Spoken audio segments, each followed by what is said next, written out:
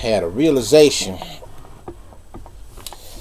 I'm gonna try to get this light out of my way.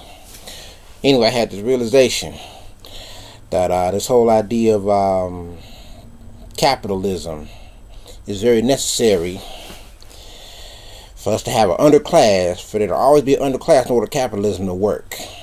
Meaning that the rich people, the moguls, Donald Trump and all of his buddies, contemporaries, they're going to need you working stiffs to remain working stiffs so we can continuously earn them billions and billions of dollars.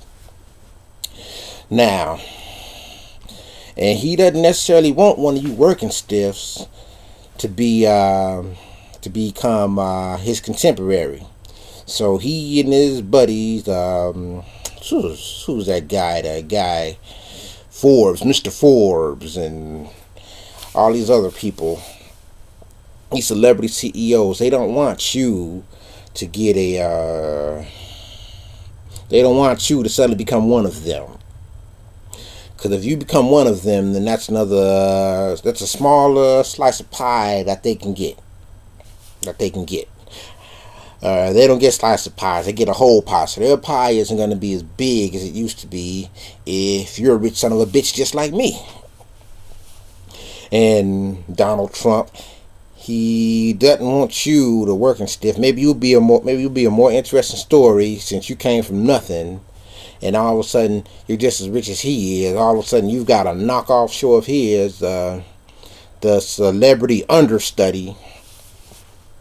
He doesn't want that. So he wants to keep you low so you can earn his money. Now what's really messed up about that is that some people got really greedy about it, and with the advent of the internet and the world is so much smaller, so much easier to communicate with somebody on the other side of the world, where some of these little working stiff jobs where you could get you a nice car, get you a nice house, put the kids through school, go on a vacation every year, a lot of those jobs are disappearing. They're going to India, third world countries, things of that nature. So it's like the working stiffs in the U.S., we don't have as many pies to fight over. So that gets kind of messed up.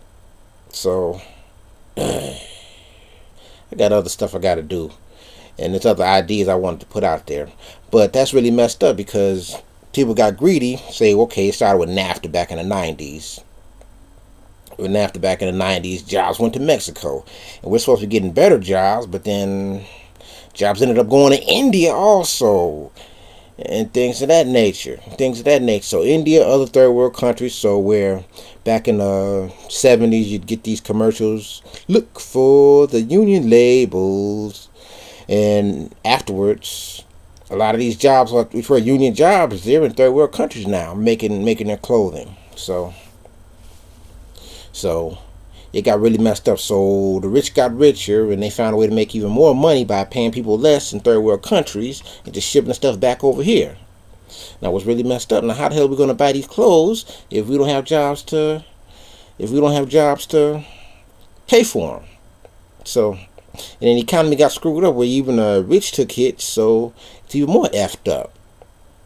So, but anyway, the point that I was making, there will always be a working class, and they don't necessarily want you to get rich to be on their level.